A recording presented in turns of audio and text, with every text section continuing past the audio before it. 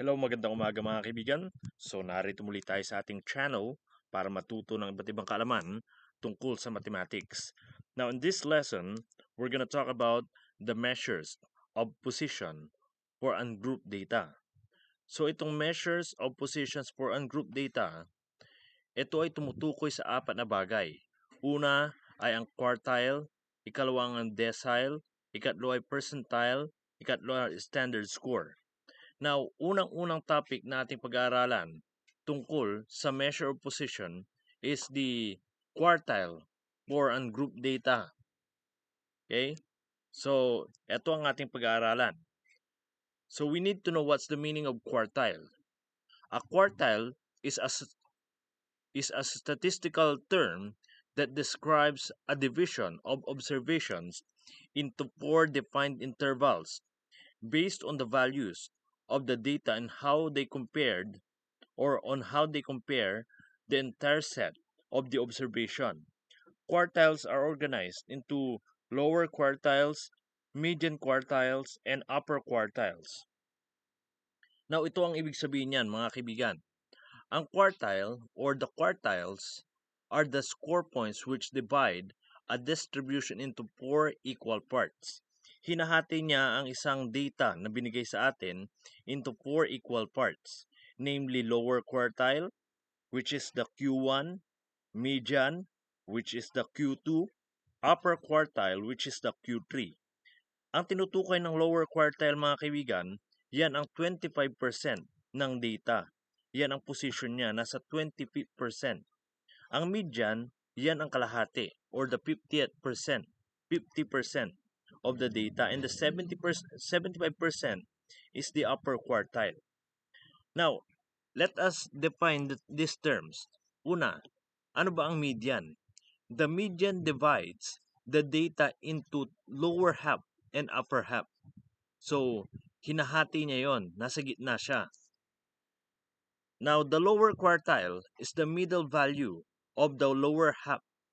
So, dun sa gitna, from the median up to the beginning, hinahati niya naman yun, papunta. Yun ang lower quartile. The upper quartile is the middle value of the upper half. Yun naman, mula dun sa highest point hanggang dun sa median, yun ang tinatawag na quartile. The interquartile range or yung IQR is the measure of the spread of the middle half of the distribution. Now, paano ba natin makukuha yung interquartile range na yan? Now, meron tayong diagram dito. We have the median and quartiles. Ito, gaya nung in-explain ko kanina, ito yung Q1, this is the Q1, Q2, Q3. First quartile, tinatawag din ng lower quartile. Ito yung median, and ito yung second quartile, third quartile, and upper quartile. Hinati yan sa 4 equal parts division. So, may 25% tayo dito bago siya umabot dyan sa lower quartile. Another 25% mula dito hanggang dito sa median. And from the median up to the third quartile, another 25%. And on this part, meron tayong 25%. Meron din tayong tinatawag na interquartile range. That is the difference between the third quartile and the first quartile. Now, maintindihan nyo yan as we go on with our lesson. So, let us go to the next slide. This formula, or this is the formula for getting the second quartile of a given data. Now, you know, class, ang unang-unang bagay na kukunin ninyo pagdating sa measures of position is the second quartile. Yan ang unang-una natin kukunin para hindi kayo malilito. Yan yung 50th%. Ngayon, paano natin makukuha? Kung maraming number of terms yan, maraming nth term yan.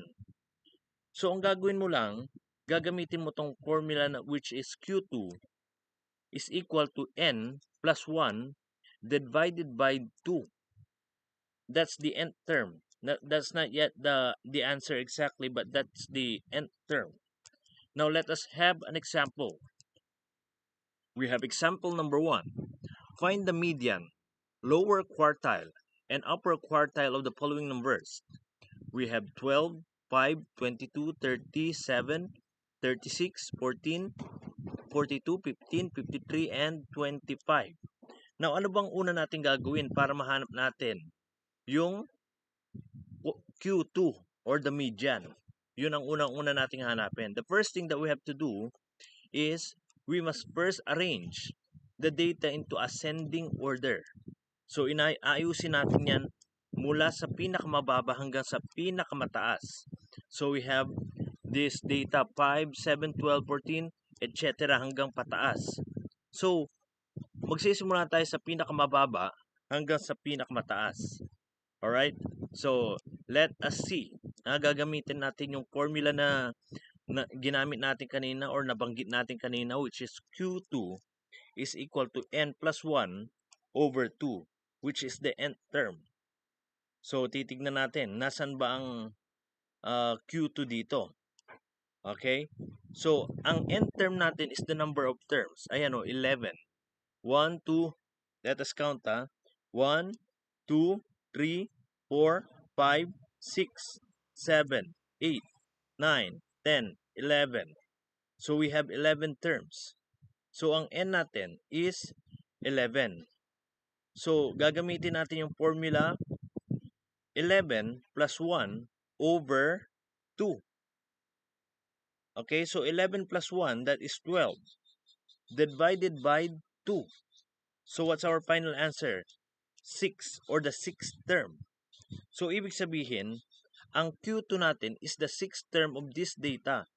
So, we have 1.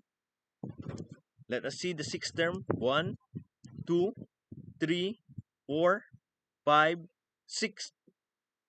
Okay? So, ibig sabihin, since mayroon siya talagang gitna, ibig sabihin, this is the 6th term. Kasi pag minsan dalawang gitna niya. So, i-divide pa natin yung sa 2. Now, in this term, we have the 6th term, which is 22. Yan ang Q sub 2 natin or Q2. That's the quadrant 2. Okay? So, ang Q2 natin is 22. Yan. Pag nahanap na natin yung Q2 natin, mula dyan sa Q sub 2, hanapin naman natin ang lower quartile. Now, let me just remind you that the Q2 or this is the median. That is the 50% of the data. Yan yung position niya. Now, let us look for the lower quartile o yung Q sub 2. Ayan o, nasa gitna. From 22, magbilang ka sa gitna. Yan o, from 15 at 5, 7 at 14, ang nasa gitna nila is 12. So, ang Q sub 2 natin is, or Q sub 1 is 12. Okay? Now, let us find the upper quartile of this given data. Ayan. The upper quartile or Q sub 3 or Q3 is equal to 36 kasi yan ang nasa gitna ng median at ng highest point. Ang highest point natin is 53. So, 25, 53, 30 at 42, ang nasa gitna nila is 36. So, we got the answer 36. Now, let us find the interquartile range of this given data. Ang tinatawag na interquartile range dito ay ang score sa pagitan difference of the third quartile and the first quartile. So, what is the third quartile? We have 36. Ito yun, oh. Ito yon. And minus 12, which is the first quartile. The answer is 24. So, our interquartile range is equal to 24. Now, let us have another example here. Example number 2. So, find the median, lower quartile, upper quartile, and interquartile range of the following number. So, we have 12, 5, 22, 30, 7, 36, 14, 42, 15, 53, 25, 65. So, anong una natin gagawin?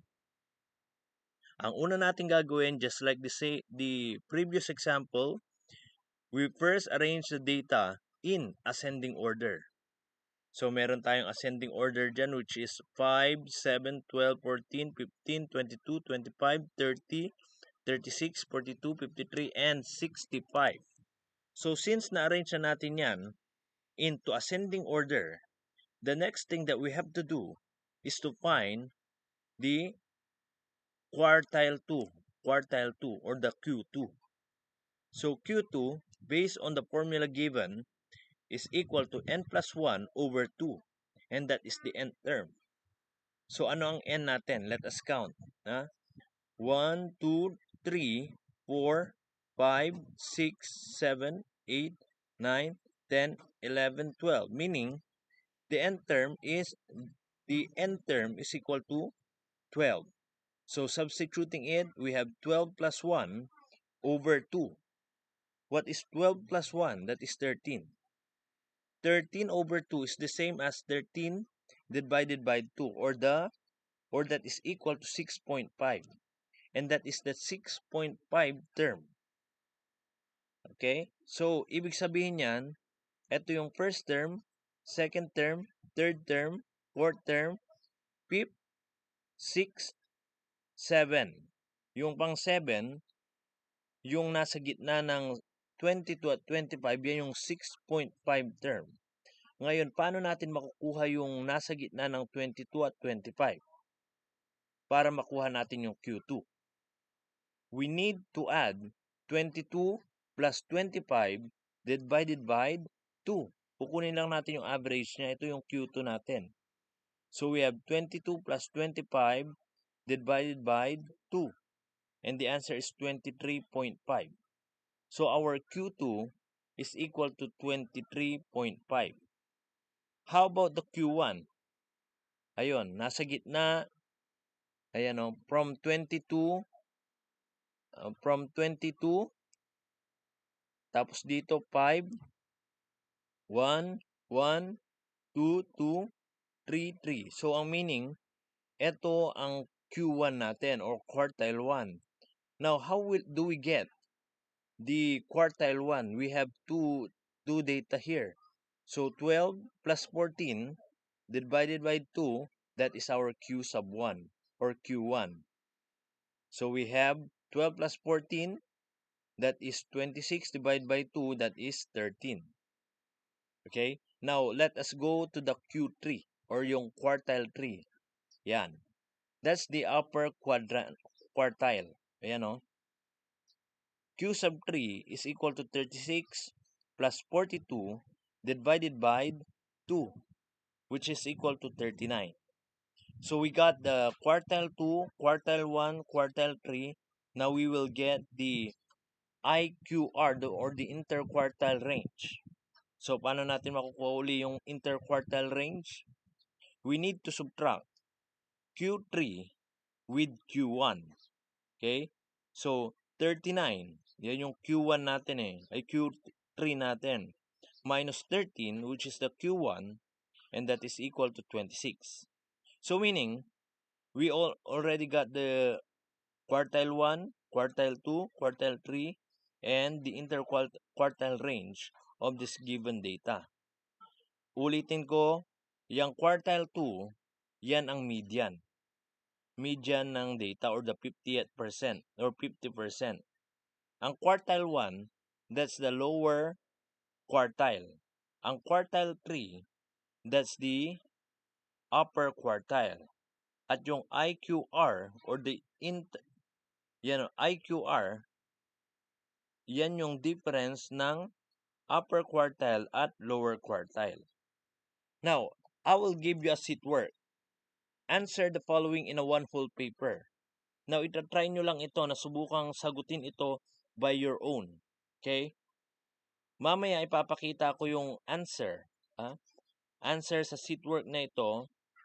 But first, i-pause nyo muna itong video na ito for you to answer the two problems here which are given. Okay? try to answer problem 1 and problem 2.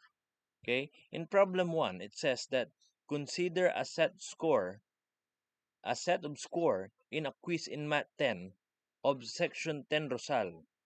So ito yung mga grades nila, yung mga scores nila. Find the Q1, Q2, and Q3. In problem 2, the owner of a coffee shop recorded the number of customers who came into his cafe each hour in a day. The results were given, this one. And then find the lower quartile and the upper quartile of this given problem. Okay? Including the IQR, interquartile range. Okay? So pause this video for a while and answer these two problems. Then afterwards, play this video para makita ninyo the answer with solution to these problems that is given para ma-check nyo kung tama or mali yung sagot ninyo. Okay? You can start answering now. Okay, after answering, you can now play this video para makita ninyo yung tamang answer. So, the answer number 1, yan o, quartile.